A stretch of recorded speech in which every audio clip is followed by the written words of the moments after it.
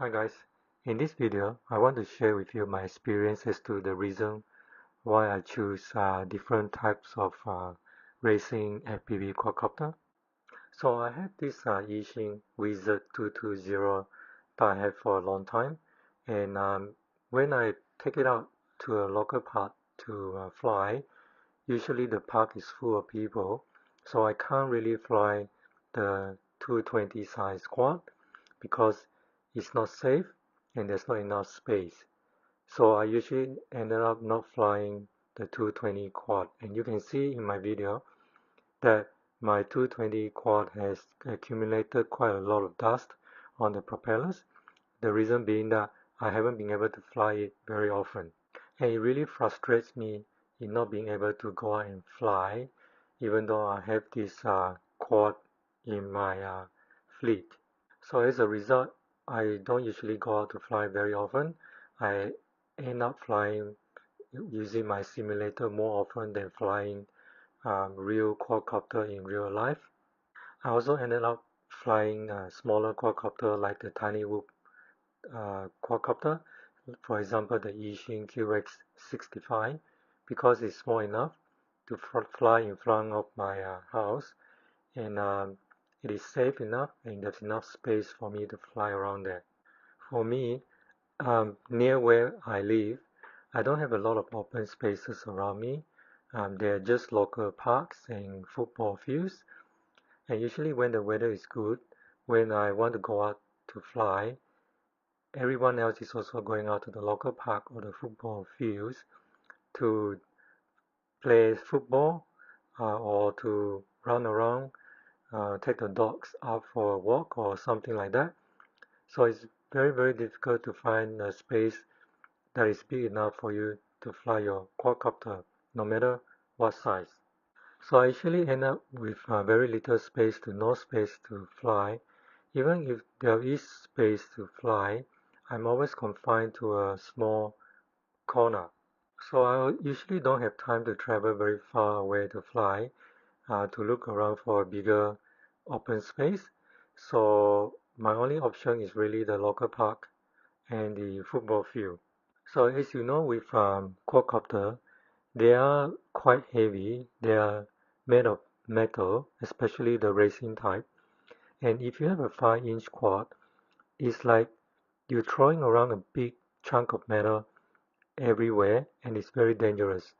And if you have a smaller chunk of metal, and if it's light enough, you won't be able to create too much damage to property or people around you.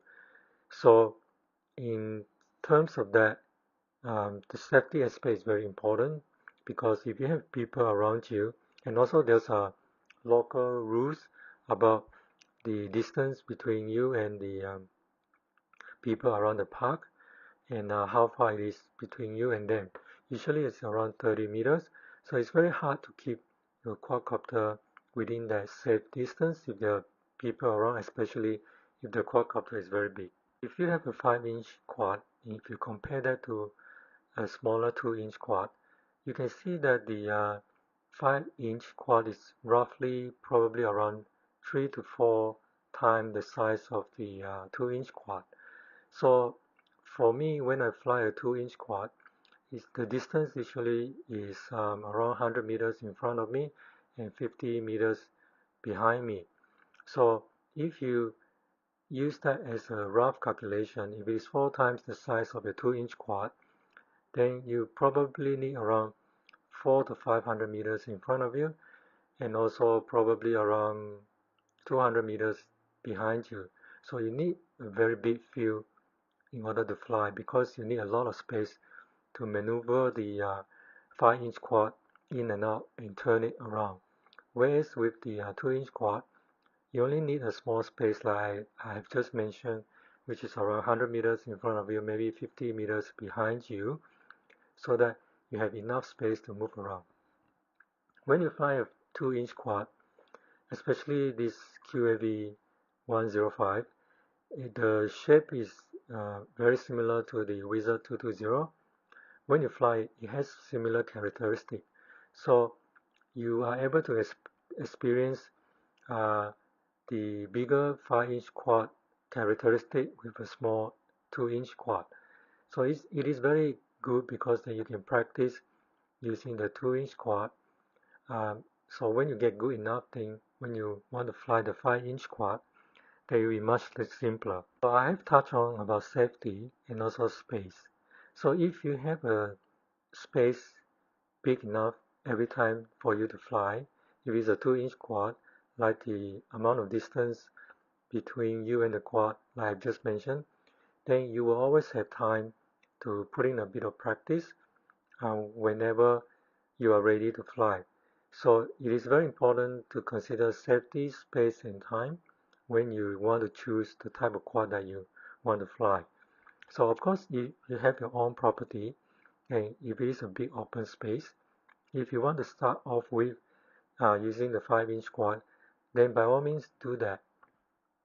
But from my personal experience, flying a 5-inch quad is pretty difficult because it's very powerful, and the way that you maneuver and you turn and you move it around is really difficult, and most of the time you will probably crash, and the distance between the quad and the ground must be quite high up.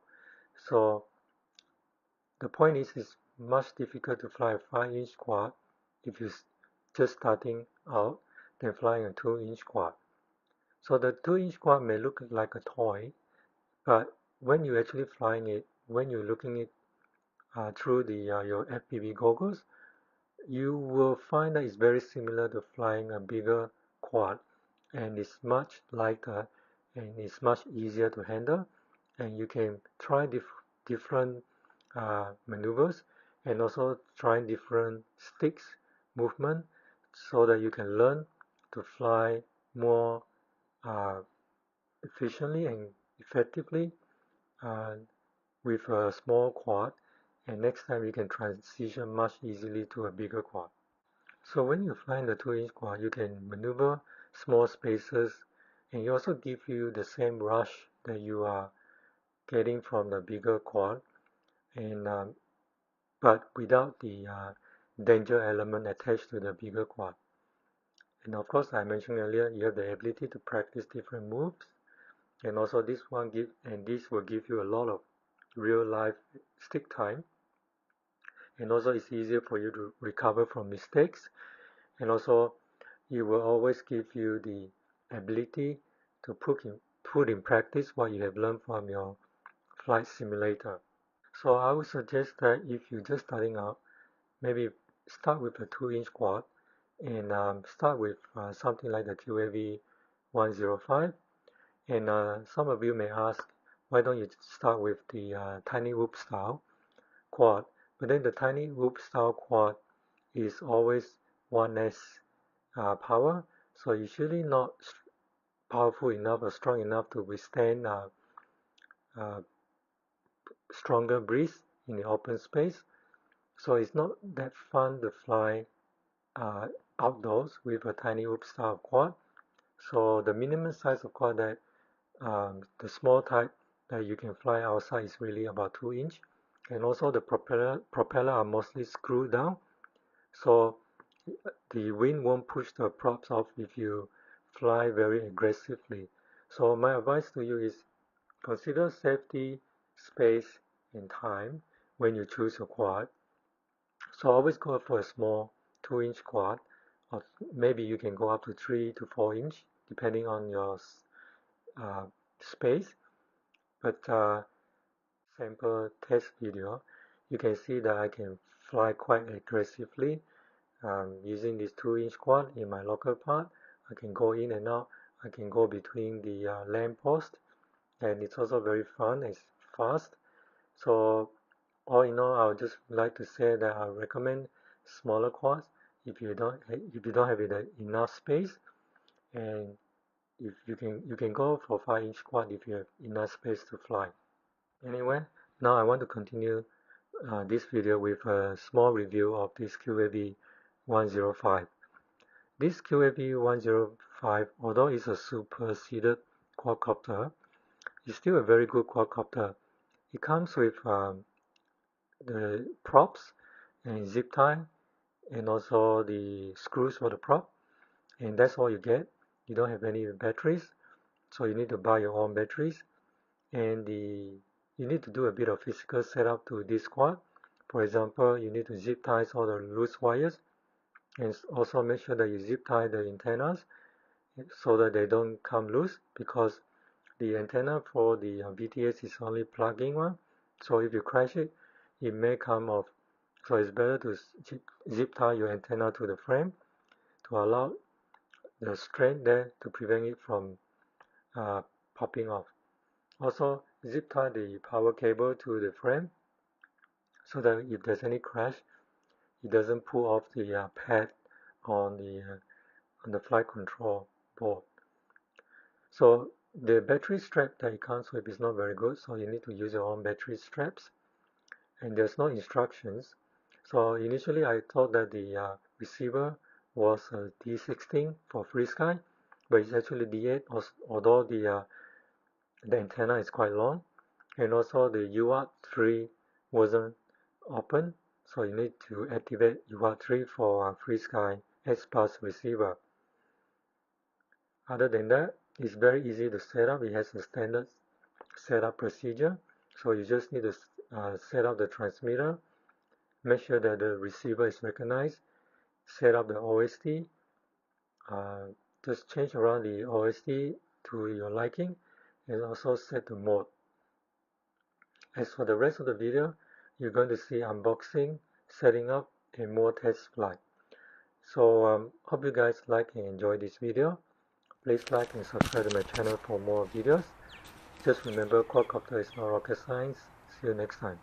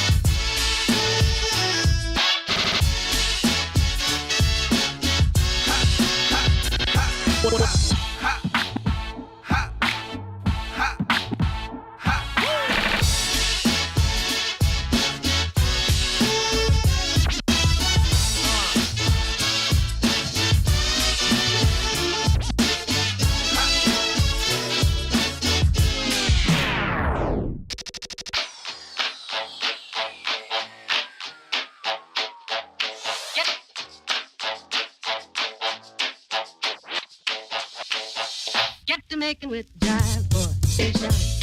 When it hits you, yes, indeed, yes, yes, you shine. When it hits you, yes, indeed, yes, yes. When it hits you, yes, indeed, yes, yes, you shine.